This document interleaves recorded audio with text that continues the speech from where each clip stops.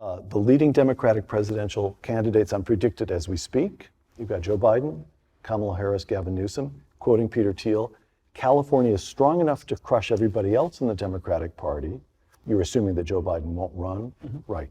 California is strong enough to crush everybody else in the Democratic Party, which means you've got two Californians on top, Kamala Harris and Gavin Newsom. But it's probably not strong enough to be a very compelling agenda for the country as a whole.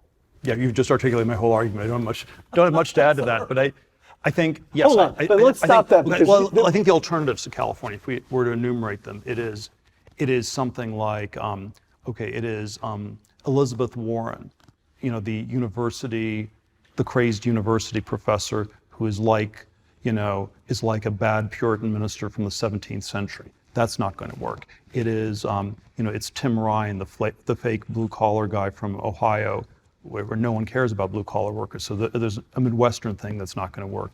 There's probably, some kind of crazed socialist thing, a la Bernie Sanders or AOC. That's dead on arrival. And so, yes, there's some sense in which California is working the best. And so it will beat everything within the Democratic Party. And then my speculative predictions, when you get to the country as a whole, it will be found shockingly wanting. I'm quoting you once again, probably the temptation on the Republican side is that they'll think it's good enough to say simply that they're not California. This nihilistic negation is probably not enough. Well, let's qualify that again, and this is speculating on 2024 politics, which is quite far in the future. It's so far in the future. It's so far in the future. But I think it is probably, if it's not enough for the Democrats, it is probably enough for the Republicans to win the presidential election in 2024.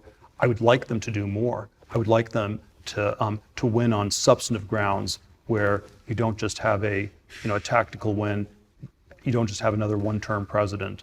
But I can understand that the temptation is not even to try that, to just go with, we're not going to allow this Californication of the rest of the country to happen. And maybe that's enough.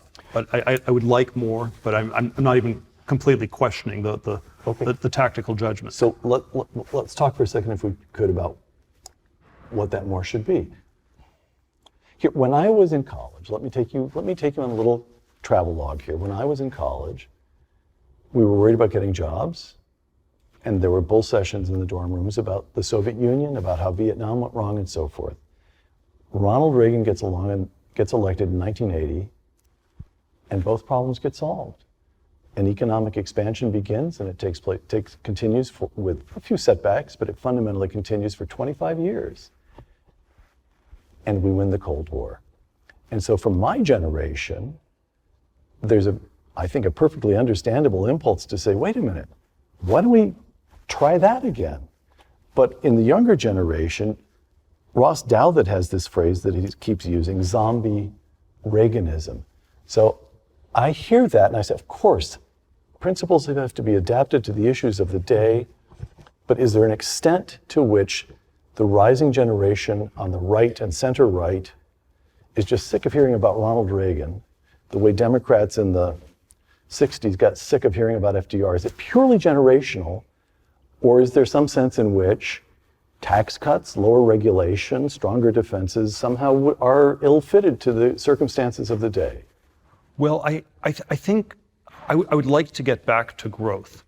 And I would like to get back to growth that is, not inflationary, that's not cancerous, and that's not, apocalyptic in the sort of bad tech version. And this is much easier said than done. But that's what I think we should figure out how to do this in a detailed way.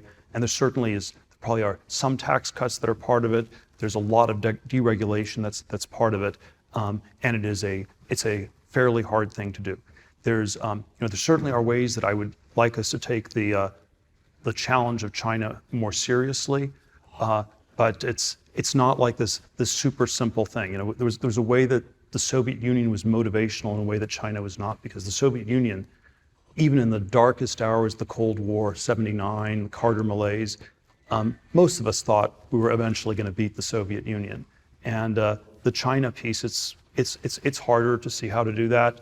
It's not entirely up to us. Part of it, depends on other countries working with us. Part of it will be helped by China just going completely berserk internally, and so I'm not sure that the exact same formula will work. Okay, so we do first what we know how to do. But look, I'm quite open. I don't know exactly what you're supposed to do in terms of having a more There goes a whole concrete segment. agenda. I thought you were going to. No, I think- I have a I blank think- page here where you were going to fill it in. I think we have to look. I think, I always think the right broadly is it's a very ragtag rebel alliance. It's like we have diversity on our side.